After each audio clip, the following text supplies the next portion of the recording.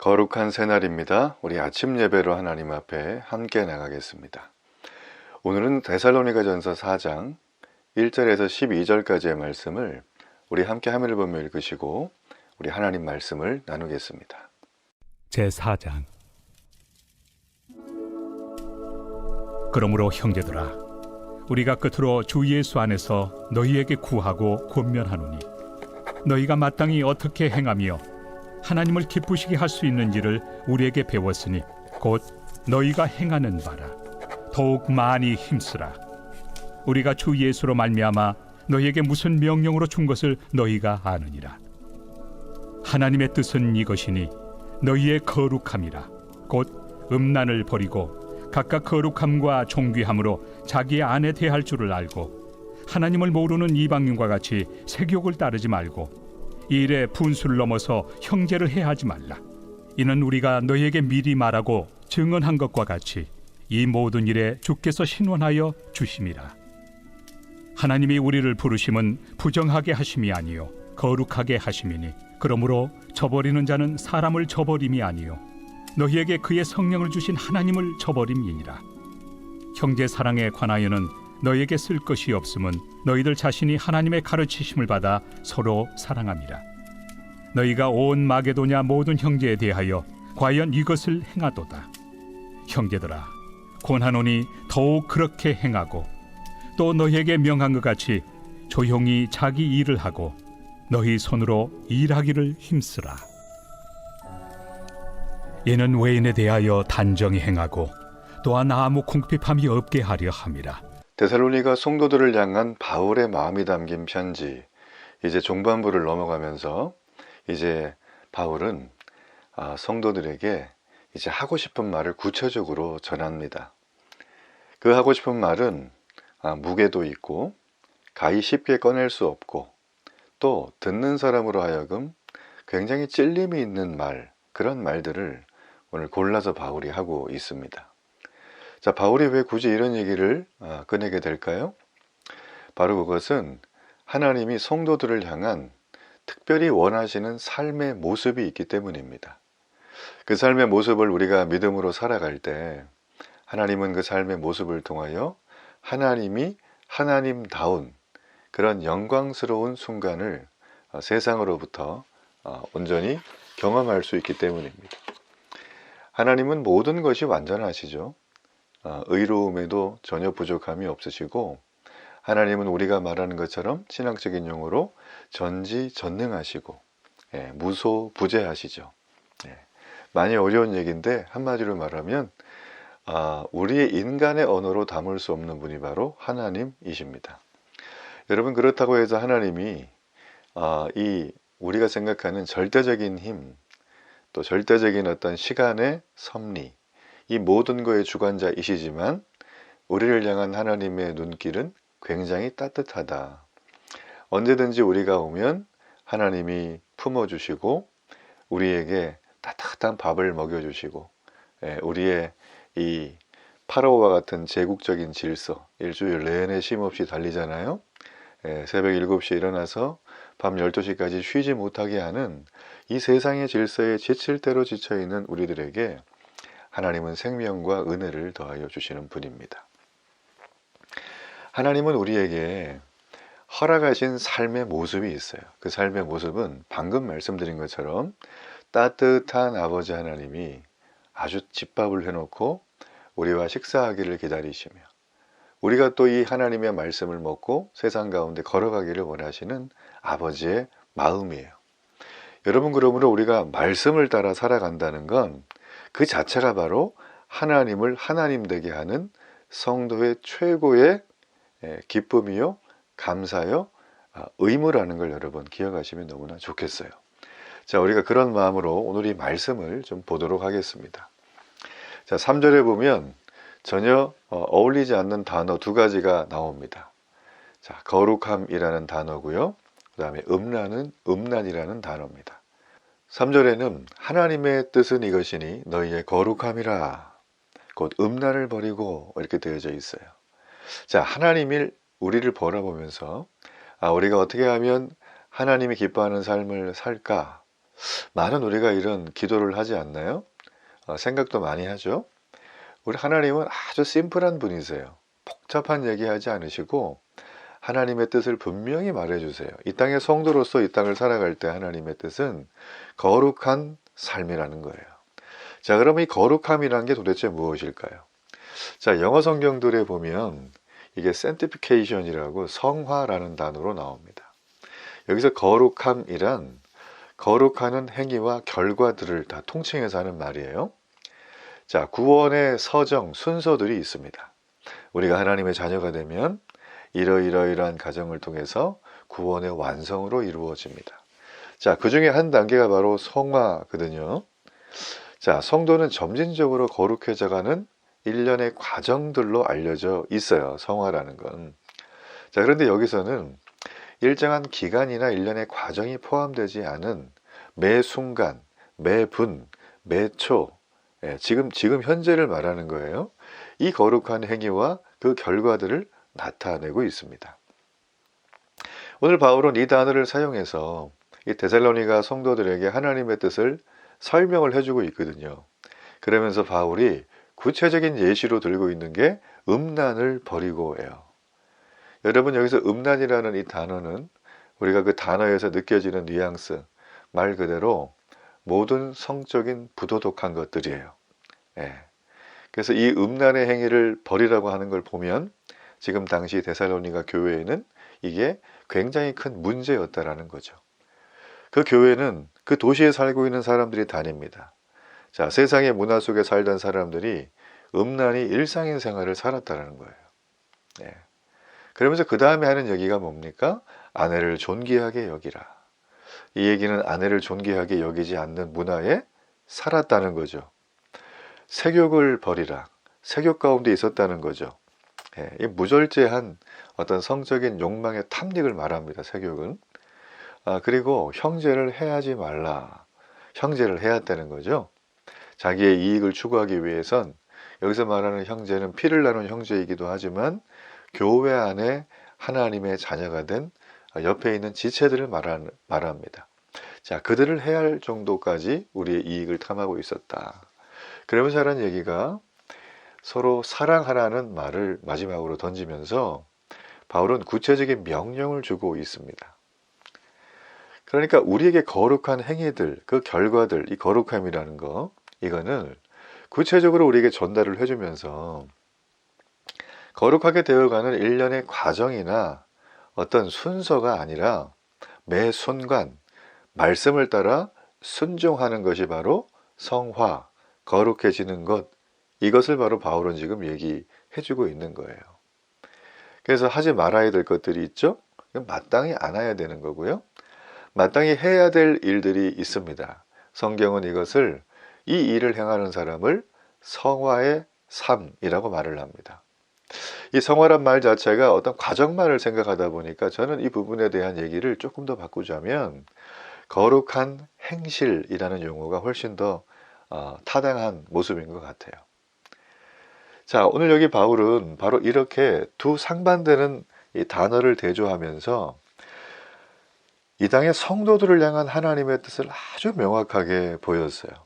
여러분이 거룩함이란 주제는 절대 우리 스스로 거룩함에 이를 수 없습니다.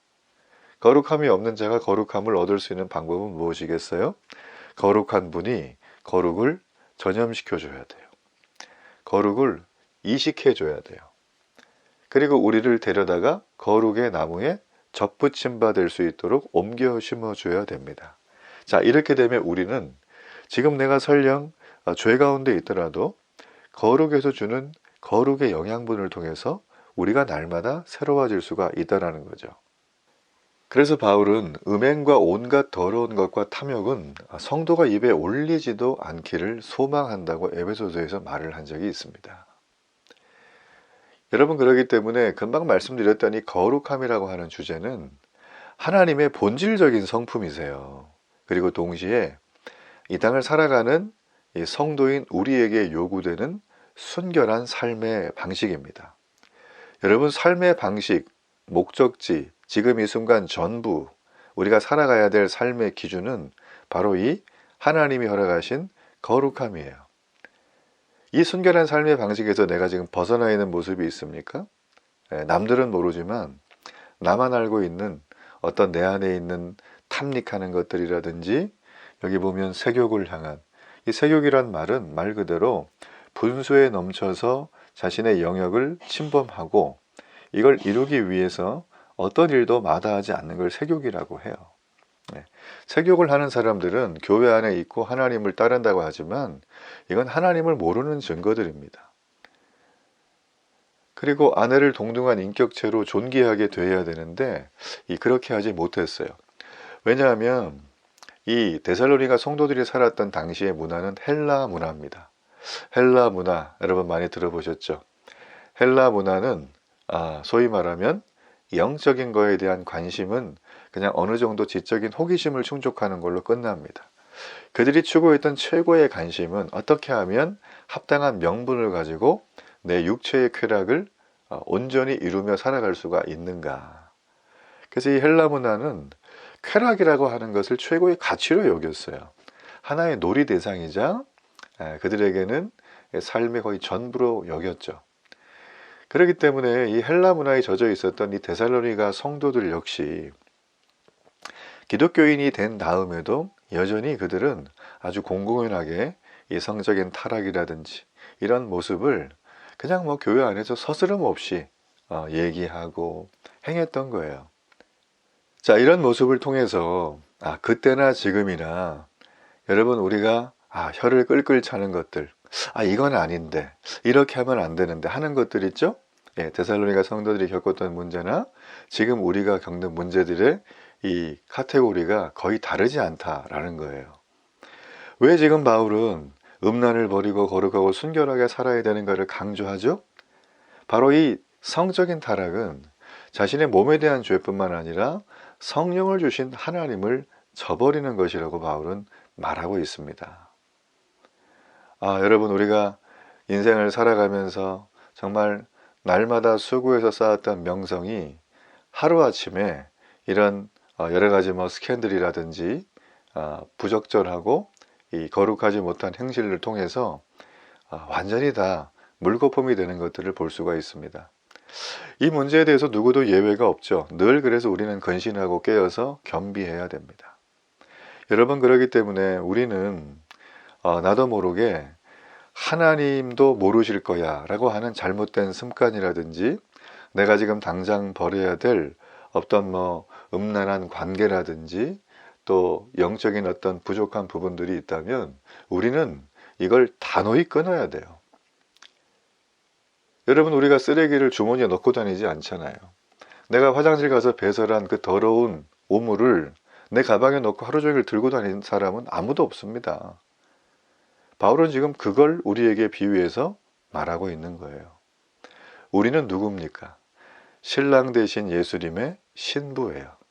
여러분 신부와 창녀의 차이는 아름다움이 아니라 순결함입니다. 창녀가 훨씬 아름다울 수 있어요. 그러나 순결이 없는 거예요. 우리는 그리스도와 연합한 순결한 신부이기 때문에 우리가 성령의 열매를 맺고 이 땅에서 정말 풍성한 삶을 살아가고 정말 이 땅 가운데 하나님이 허락하신 복이 전부 다 임하는 삶을 살려면 여러분이 가지고 있는 이 모든 거룩에서 순결에서 위배되는 것들은 지금 당장 버리기를 바랍니다. 회개하고 하나님 앞에 돌아오기를 바랍니다.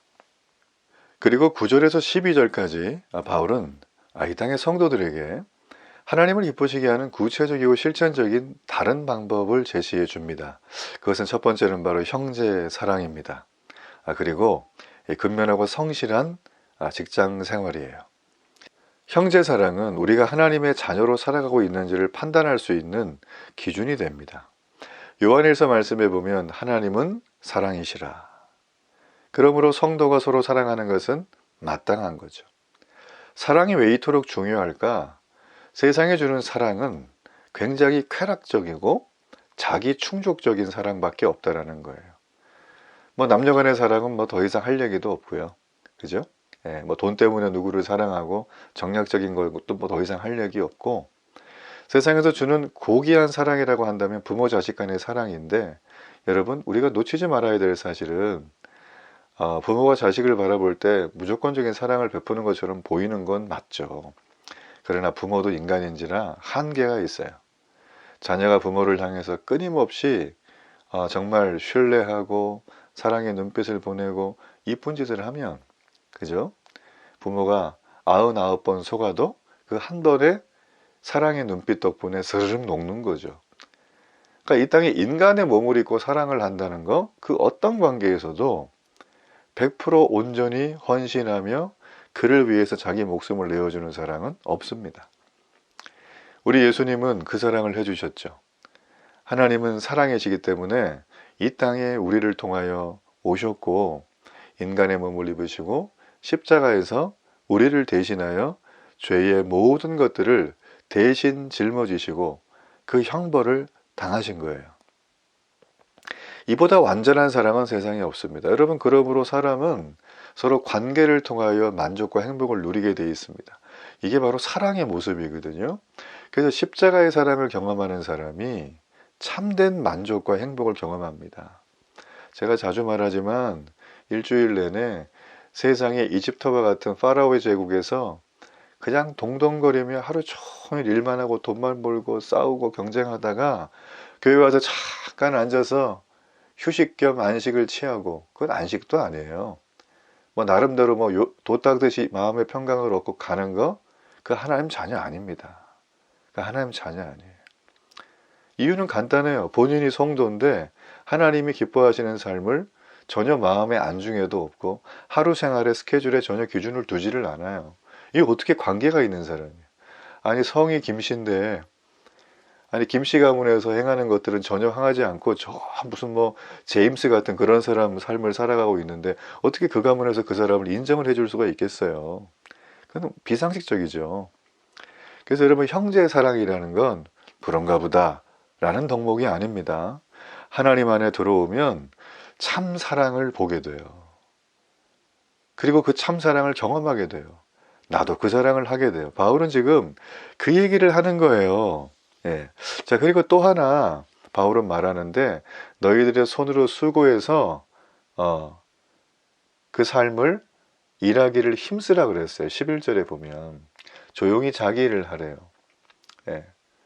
외인처럼 행하지 말고 아무 궁핍함이 없이 일을 통해서 너희들의 삶을 살아가라는 것입니다. 이 노동에 대한 얘기죠. 우리 여러분 자주 쓰는 용어 중에 월요병이라고 있습니다. 월요병, 회사 가기 싫죠. 근데 여러분 가만히 생각을 해보세요. 내가 어릴 때부터 꿈이 어떤 직장, 어떤 일을 하는 거예요. 내가 드디어 그 꿈을 이루는 그 직장, 그 일에 내가 딱 멤버십이 됐어요. 소속이 됐어요. 자, 그럼 여러분 월요병이 있을까요? 아주 가슴이 설레고 뛰어가지고 아침에 눈 뜨면 빨리 출근하고 싶어서 아마 난리를 칠걸요. 그런 분한테는 월요병 없어요.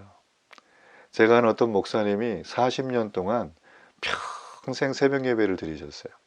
예. 전 참 그 하나만 봐도 참 대단하다고 봐요.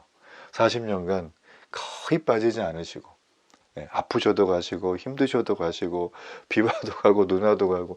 옛날에 냉난방이 얼마나 잘 됐습니까? 그런데 가셔가지고 그걸 하신 거예요. 그래서 옆에서 그래서 과로하시면 안 된다고. 그러고선 밤 8시, 9시까지 그냥 목회하시고 성도들 신방 돌보시고. 잠은 언제 주무시냐고 항상 이제 그런 얘기를 많이 했는데, 그분이 굉장히 만족한 삶을 사셨어요. 이유는 간단해요. 그분에게 월요병이 없는 거예요. 그분에게 하는 목회 일은 그냥 돈 벌기 위한 수단적인 노동이 아니라 하나님이 원래 죄로 얼룩지기 전에 우리에게 허락하신 에덴 동산 매니저 같은 심정으로 그분은 하신 거예요. 여러분, 세상은 그걸 봅니다. 그러면서 크리스찬들은 사랑과 이 노동에 대해서 정의가 전혀 다르네. 사람들은 그게 너무 궁금해가지고 교회로 오게 될 거예요. 그러면 이미 반은 다 이렇게 전도돼서 오는 거예요. 우리의 행실을 봤기 때문에. 여러분, 그러므로 최고의 복음 전파는 여러분의 삶인 줄로 믿습니다. 오늘 하나님은 우리에게 기뻐하는 삶의 모습을 살라고 권면하시는 게 아니라 명령하고 계십니다. 예수님 하신 명령처럼 오늘도 우리가 이 말씀을 기억하고 우리의 삶에 하나님을 사랑하는 사랑이, 또 하나님에 대한 거룩한 이 에덴 동산의 노동이 이 하나님에 대한 거룩함이 온전히 회복되어서 세상을 변화시키는 믿음의 성도가 되기를 바랍니다. 우리 결단의 기도를 하나님 앞에 드리겠습니다. 좋으신 하나님, 오늘도 하나님을 기쁘시게 하는 삶을 살게 하여 주옵소서. 예수님의 이름으로 기도합니다. 아멘.